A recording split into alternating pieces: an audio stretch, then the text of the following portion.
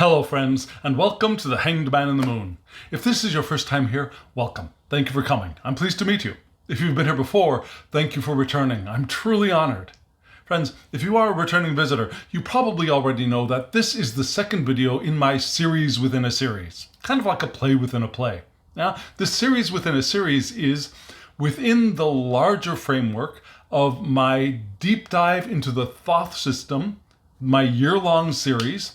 I'm doing a mini series, if you will, of what I call back to basics. So, where if you know me, you know I'm enamored with very large spreads. But I really wanted to get back to the roots of the Thoth system.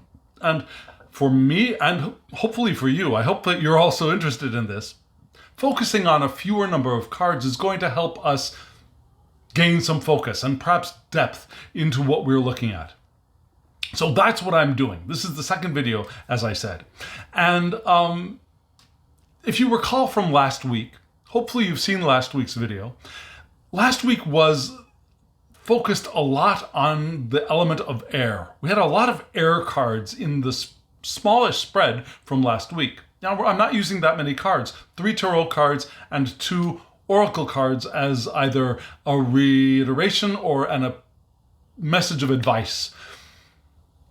So last week it was all air.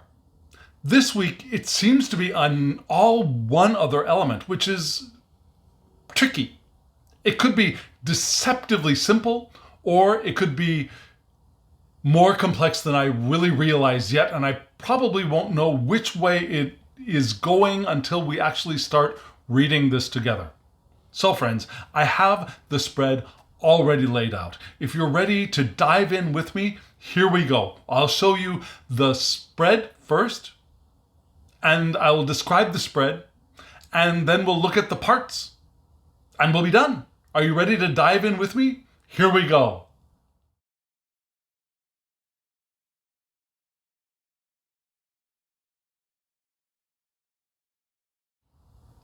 Friends, that was the spread. What do you think? Yes, I decided to use a second tarot, Thoth-based tarot deck.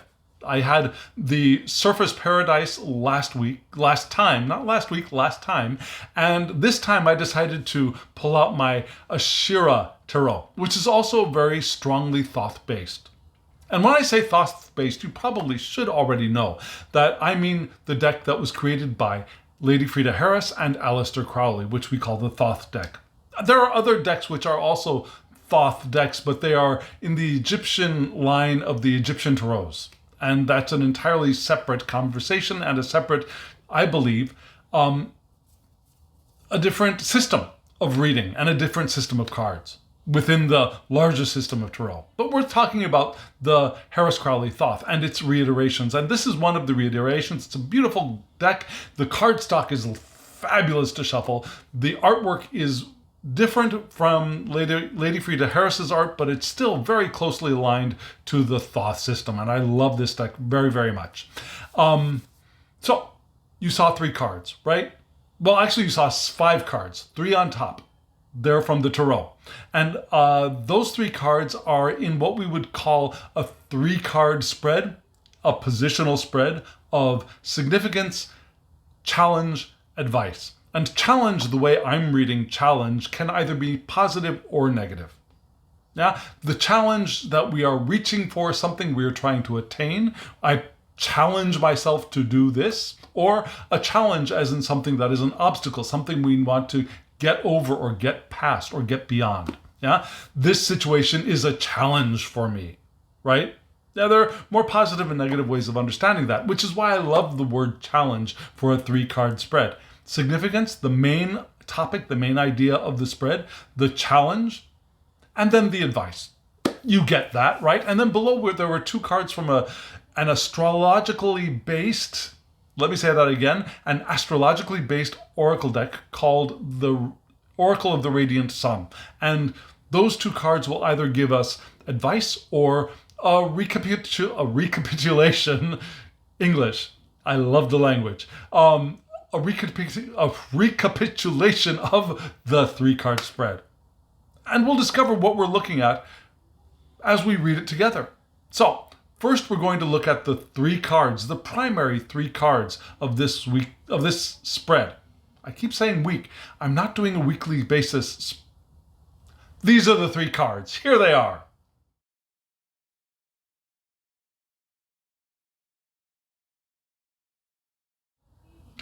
Did you notice which element this week's spread is focused on right away?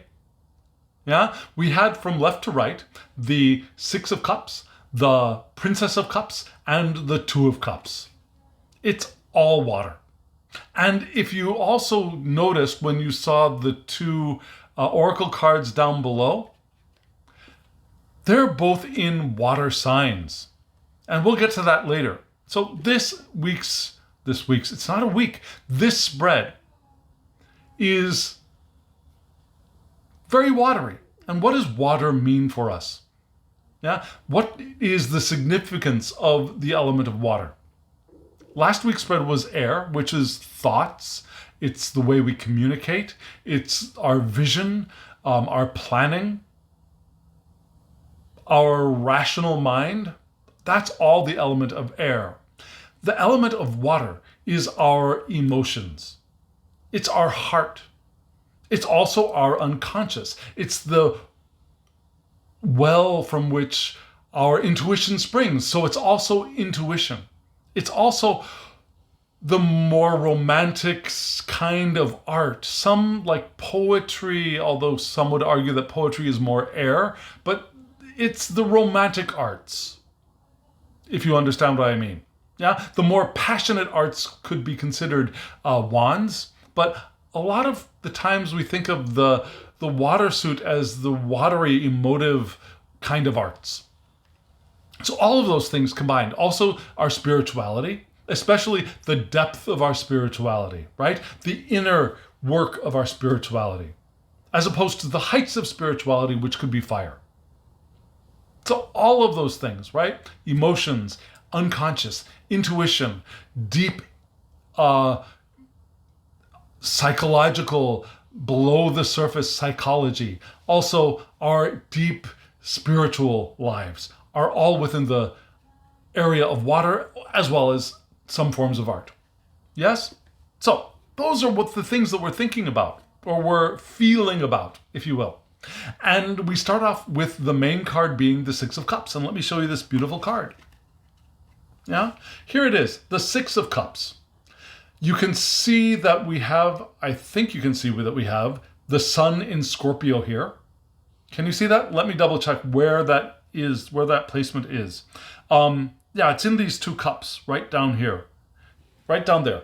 You see on one side the glyph for Scorpio, and on the other side, in the other cup, the glyph for the sun in Scorpio. Now, personally, the sun does not really belong in Scorpio for me. The sun belongs to a fire sign, Leo particularly, and then decanates of both Aries and of Sagittarius. But here we have the sun in Scorpio. Now, the title for this card, created by Harris-Crowley, Harris-Crowley's significance for this card is pleasure. That's a pretty good significance for this period of time that we're reading for. Yeah? We want to focus on pleasure. And when we have the astrology of the sun in Scorpio, people with sun in Scorpio are perceptive. They're magnetic. They're also secretive. They might have a bit of a fascination with death, but not death as in killing things, but rather the transformation of death, the transformative qualities of death. Not the end of life, but life that transforms into new life. That's what Scorpios and Scorpions, in that sense, are into. Yeah? And Scorpios, people with sun in Scorpio, are also very intense. But they're also emotive, but their emotions are crystalline, actually beyond crystalline, in the sense that they are also diamond-like. Yeah, diamond is a crystal, but it's a very, very hard, sharp kind of crystal, right? It penetrates deep within things with laser precision. There's also a spirituality aspect to Scorpions, and Scorpios are also sometimes psychic. So we have all of that wonderful those wonderful attributes swimming around within this card. Now, Crowley says that this card in particular is the beginning of a wish, which is wonderful. Yeah, there are other cards which are wishes fulfilled. This is the beginning of a wish. So we might want to give attention to those wishes that we are starting to feel appearing within our attention, our spheres of attention. This is also the card of ease and harmony. We want to enjoy our time. We want to move through time and space with ease and harmoniously. We want to be diplomatic.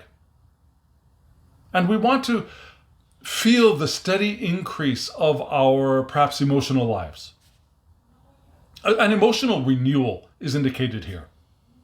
And also emotional regeneration. We can heal, we can revitalize ourselves at this time if we allow ourselves the ease and the harmony and the ability to, again, allow that renewal to take place. Crowley describes it as the summer sun on an ocean holiday. It's that kind of basking that we want to give our attention to. Not laziness necessarily, but basking and enjoying the summer warmth. That is refreshing. It's not the sun in a desert that's beating down on you. It's the warmth of the sun near the beach. And pleasure can be increased by sharing it here. We don't want to hoard it all to ourselves, yeah? We want to share it with others. Crowley says this is the fulfillment of sexual will as well. Yeah? Scorpios are very sexual creatures. So our sexual will, Crowley often mentions love is the law, love under will. Here we have sexuality under will, which is an aspect of love under will, is it not? So these are the things we want to give our attention to. The pleasure, the allowing ourselves to have emotional regeneration as we bask in the solar rays in our inner beachside vacation, our beachside holiday of the heart. And we want to enjoy the ease and the harmony that can be experienced there. We want to be diplomatic. We don't want to poke at people or prod at people. Yeah? And we want to feel with that regeneration a steady increase in our emotional health and the pleasure that can foster within us. That's the main point for this week, this period of time. I've been saying week for so many years that every time I talk about a spread, I talk about it as if it's a weekly spread. But for this mini-series, I'm doing it more frequently than once a week. At least that's the goal. Yeah. So it's not this week, it's for this next period of time. And the next card, the challenge. What are we challenged to reach for, or what is standing in our way? And what we have here is the Princess of Cups, which is Earth of Water. And the Princess of Cups, actually all of the royals in the Harris-Crowley deck are associated with hexagrams from the I Ching. And the Princess of Cups is associated with hexagram 41, which is, I think, pronounced Sun. And it's mountain over marsh, earth over water. Now, mountain over marsh, which is, interestingly, considered a hexagram of dissolving. That the water beneath the mountain, dissolves problems, perhaps. Also dissolves other things. It could mean the loss of something, but this is the loss of something lost, something gained. The dissolving of things clears room for something new to enter. Yeah, something else can be gained here. So, the Princess of Cups asks us to look at the bigger picture. Don't be focused on perhaps what is disappearing now or resisting change, but look at the bigger picture. and allow that water of the marsh to wash away complexity. Now, because it's the complexity which is perhaps standing in the way of our ability to take pleasure in what is happening now. We start getting too focused on the minutiae, the pieces that are trying to fit themselves together, and it gets so complicated and so complex that we lose our opportunity for pleasure, for basking in the sun in our emotional holiday of the beach. So here, we take a step, we rise above. Like a scorpion, do you know, Scorpios have up to 4 different animal symbols. There's the Scorpio, the scorpion I should say, which everybody is really aware of, almost everybody. The next one is the snake. Now, the Scorpio is also associated with the snake, which moves forward, but it doesn't move forward in a straight line. It winds its way forward, right? But it's still a ground creature. But it transforms. It sheds its skin and rebirths itself.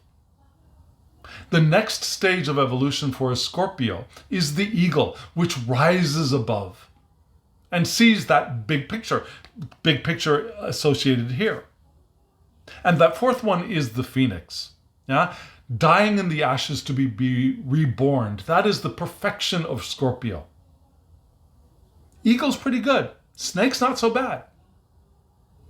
At least for me, I enjoy all of those. I like arachnids, scorpions.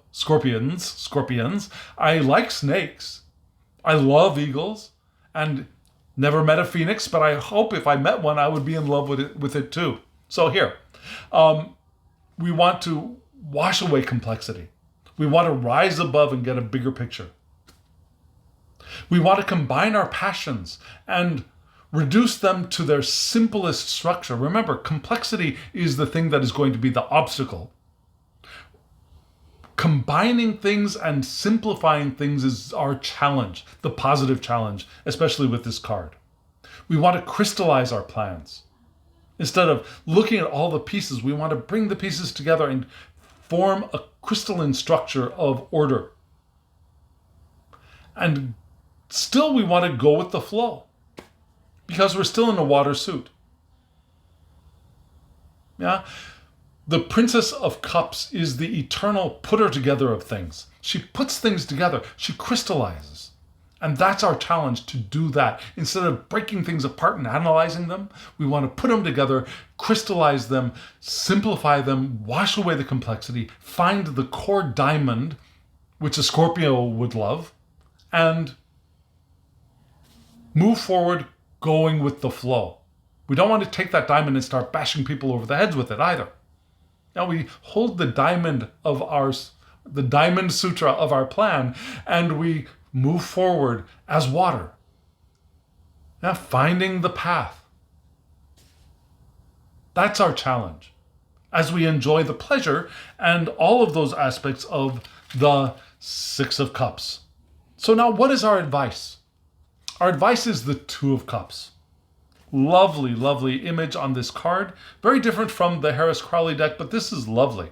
You notice these 2 fish, they kind of form, or they echo the yin-yang, or in Korean, yang, that is down there at the bottom. I don't know if you can see that. Let me put my finger there. Well, it's not the bottom, it's the middle.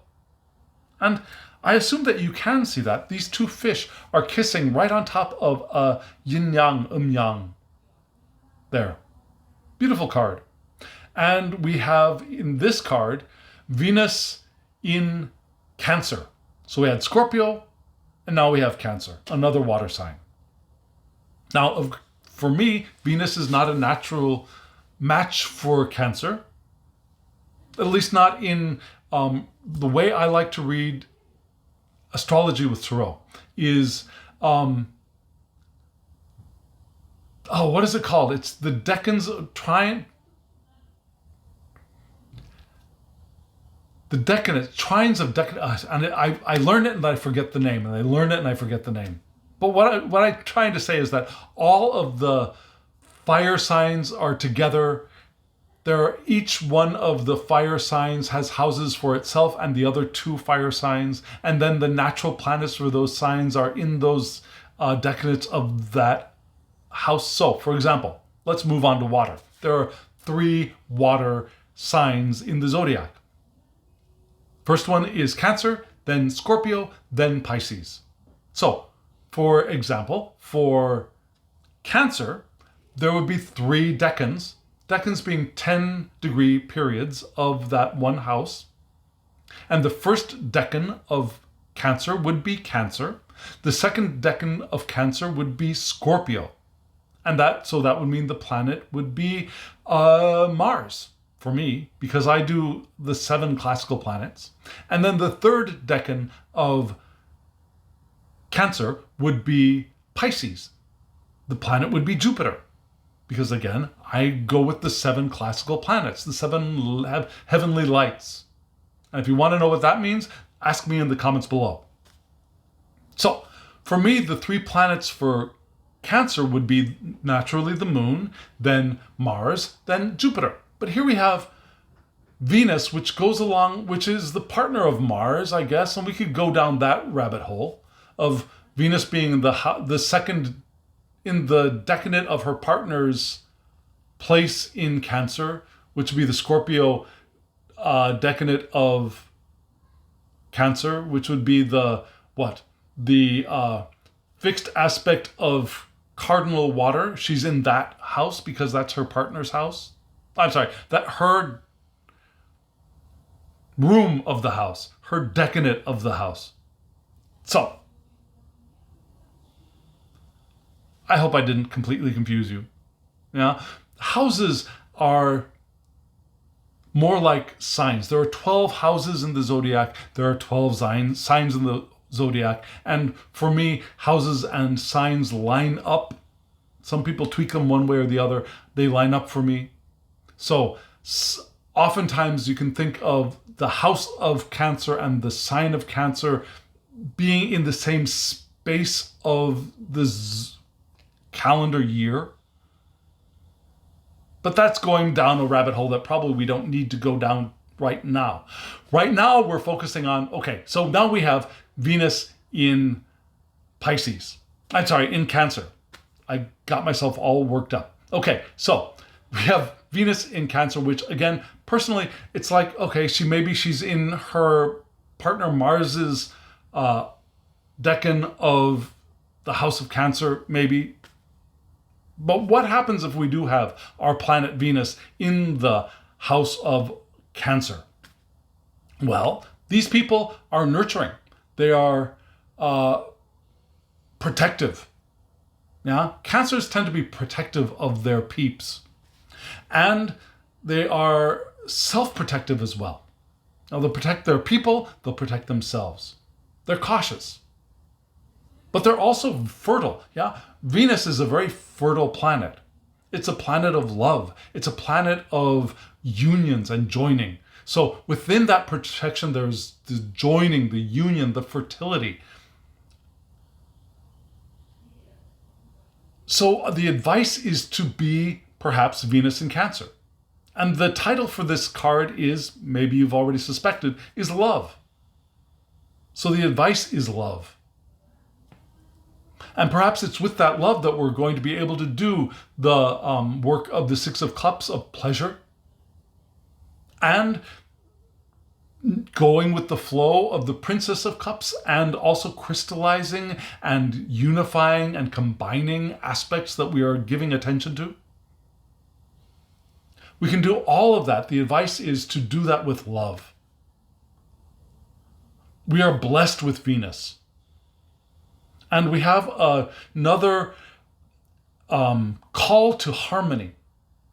The harmonious coming together of essential opposites is called for here.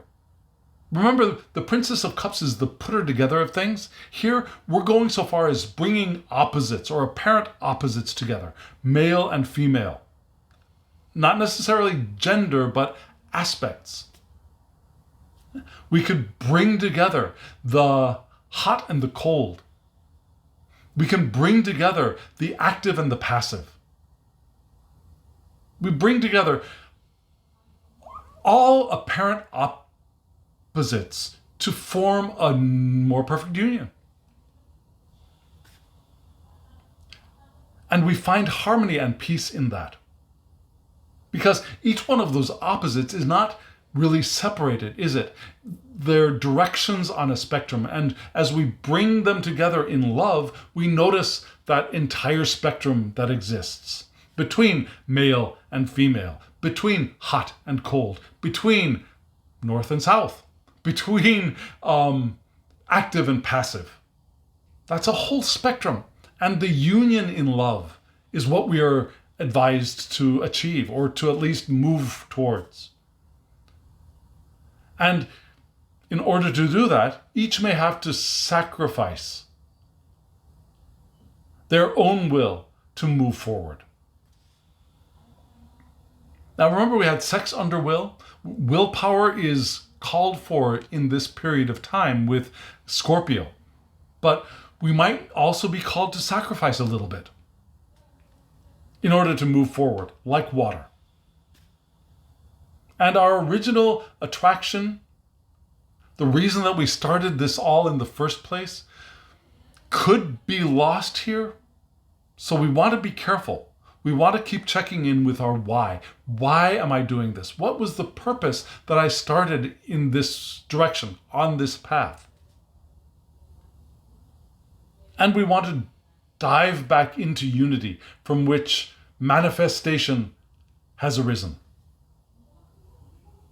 And remember, when we manifest from unity into the beautiful diversity of things, right? But now, with this love card, as we bring together opposites, we want to dive into the original unity that exists still.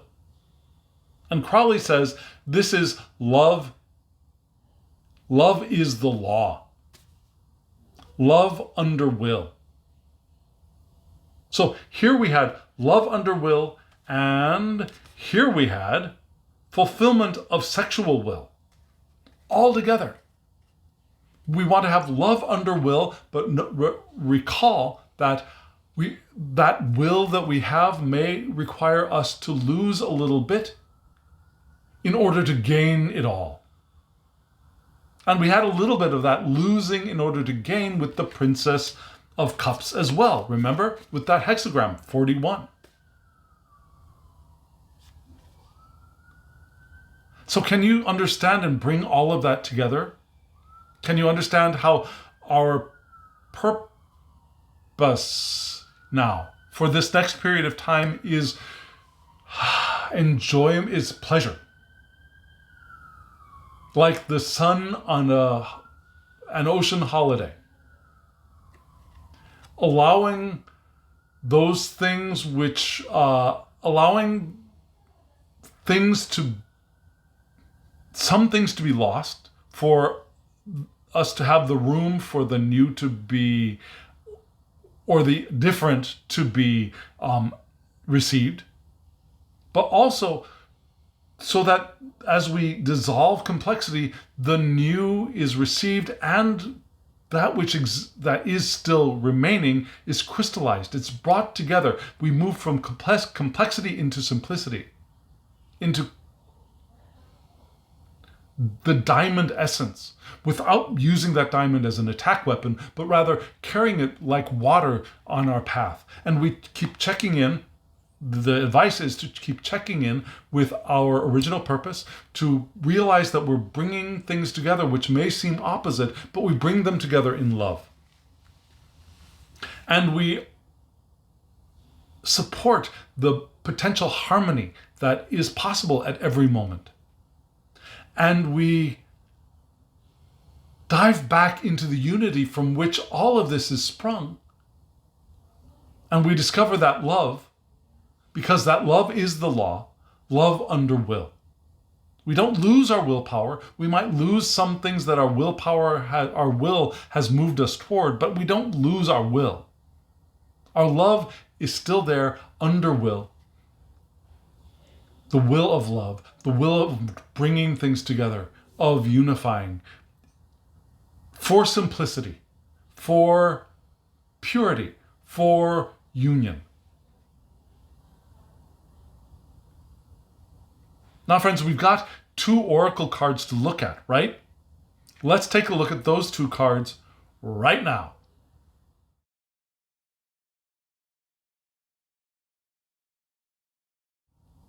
These 2 cards are very interesting. Again, they're both water. I mentioned that.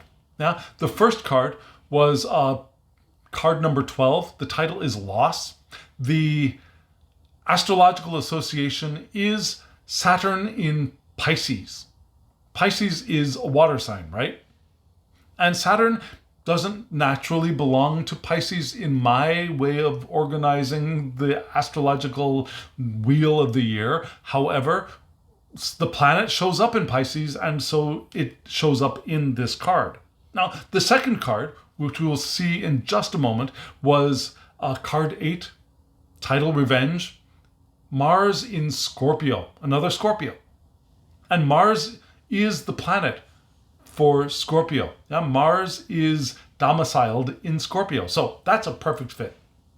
But we're going to start off here with loss. Now, don't worry.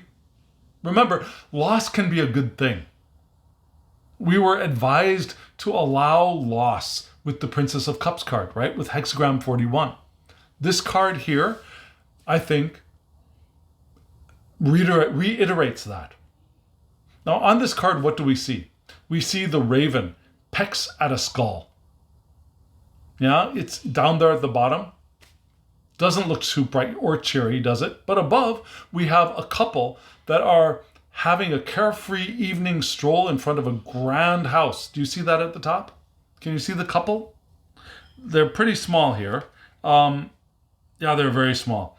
Now, my fingernail right there is right next to the couple, and I'm guessing you probably cannot see that. But that's what's there. Okay? So why is this? Well, I can't answer why it's called loss. But you can understand how Saturn might give a loss kind of vibe. Saturn is a planet of boundaries, of cutting things off, of periods of time, separating periods of time, but also creating structure in the good sense, as a positive aspect, but in creating structure. As we put boxes around some things are excluded, and that's part of that loss, excluding things, right? So here, we have a more positive spin, I think, on loss, which is self-discipline. Self-discipline invested in helping others. We had the recommendation to help others, to bring harmony, to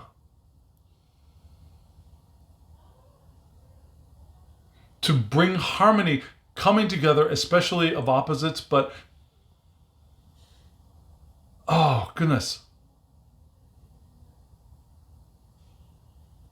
Where was that? Where did I come up with that?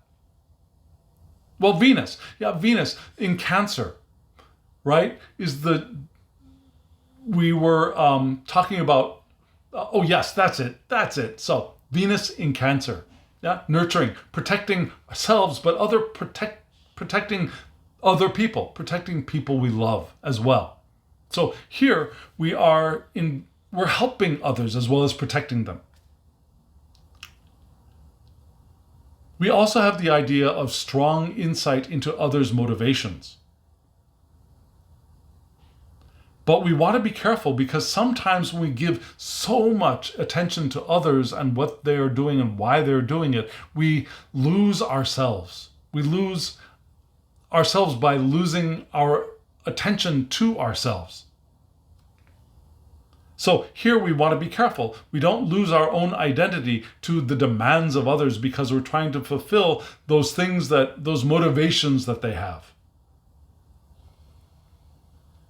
Also, we have great imagination with Pisces, but excess of imagination and sympathy for others can create problems. And some of those problems may not actually exist. I don't know if you've ever done this. Have you?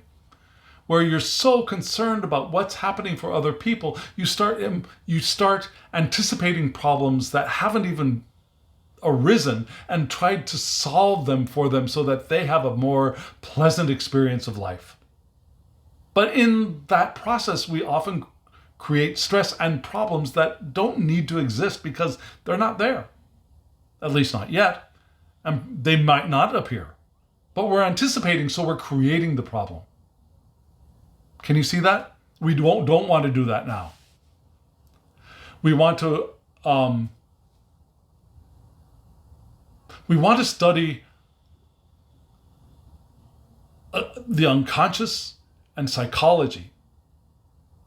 I don't mean to crack open a psychology book necessarily, although that could be one of the things that this card is indicating. But we want to study our own psychology, study our own unconscious, and if we're attracted to that, that's a good thing to do.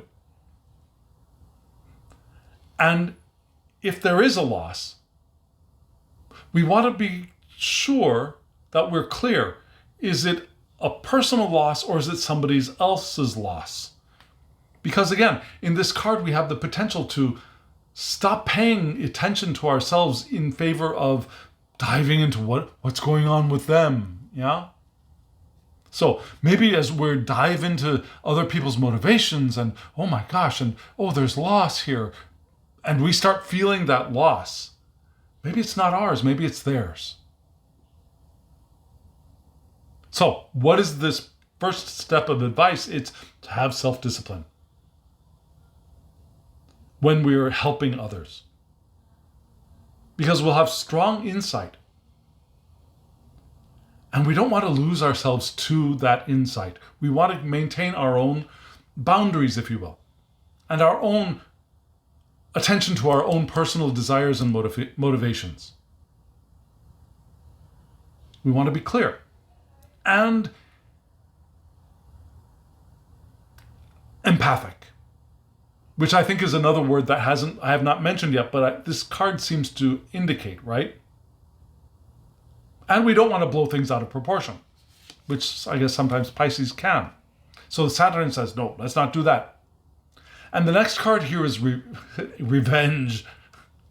What do we see? We see a hero holding the enemy's head. And next to that hero holding that headless, or the head of the enemy, we have the torch of victory being brought to the hero. And the hero's nakedness is a sign of the hero's vulnerability here. Yeah, we have the victory torch, we have the hero naked and holding up the head of its enemy. And then in the upper right-hand corner, we see the union of the sun and the moon as lovers. That's kind of cool, yeah? In a loving embrace there. Do you see them in the corner? That's the sun and the moon. In the fulfillment of sexual will, perhaps, from the Six of Cups. The Six of Cups. So what is this card adding to the loss card? Both titles seem really negative, but they're not so negative, frankly. In this card, we only put our phenomenal energy into a challenge if it looks worthy. We don't want to expend the energy that we're gaining through all of this powerful water energy on things that are unworthy. We want to be discriminate in how and where we apply our power. And we will have power at this time. We can strongly invest our desires and our emotional intensity into every action. And that can be wonderful, that can be good, that can be powerful. But again, we want to be discerning about which actions we take and which actions we invest all of that power in. So we have the power to transform or change impossible situations. And with our own control, with our discernment and our control, the control which is indicated here with Saturn in Pisces, I believe. Now we're called to control, to discern, to discriminate. With that discernment and discretion and control, we will have positive outcomes. So this seems like advice to me. Yeah? The advice is to have self-discipline, to have empathy for others, but we don't want to lose ourselves to that empathy. We don't want to lose ourselves to our delving into their psychology and trying to fix problems that don't even exist, and therefore create problems. Because with all of the energy that we're going to have, those problems that we imagine will probably manifest, not necessarily as the problem we anticipate, but somewhere, in some way, that is probably not going to be all that fortuitous for us or others. So we want to be discerning and discriminate. Where are we putting our intense energy? The energy of Scorpio and Pisces combined, of Mars and Saturn combined. And if we do that with control, with love under will, we'll have positive outcomes. We allow the complexity to dissolve to form the diamond crystal of what it is we actually want to do, and we give attention to that, as we also protect those around us, and we protect ourselves, not because we're scared, but because we want to have clear boundaries, and we want to give attention to ourselves, and not lose ourselves to giving attention to those around us. Not ignoring those around us, but not losing ourselves to them either. Does that make sense? So that is the advice for this coming time until the next reading. We'll get a Terre de Marseille addendum to this reading in just a few days, so stay tuned for that. And friends, thank you for coming on this journey with me. Thank you for diving into the Thoth with me in this Back to Basics mini-series. And friends, thank you. Thank you for hitting that thumbs up button. Thank you for subscribing. That really helps the channel. It helps bring the channel in front of the eyes of people who have not seen it yet and people who might be interested in this content. And if you want a private reading from me, my email address is below, thehangedmaninthemoon@gmail.com. Shoot me an email, we'll get you a reading. Also, if you want to get either one of these decks, the Oracle of the Radiant Sun or the Ashira Tarot, there will be links in the description box below for these as well. I highly recommend both of these decks. So friends, here we are. Thank you very much. Thank you for walking with me. And now, as always, I wish you love, joy, well-being, and pure awareness. Thank you.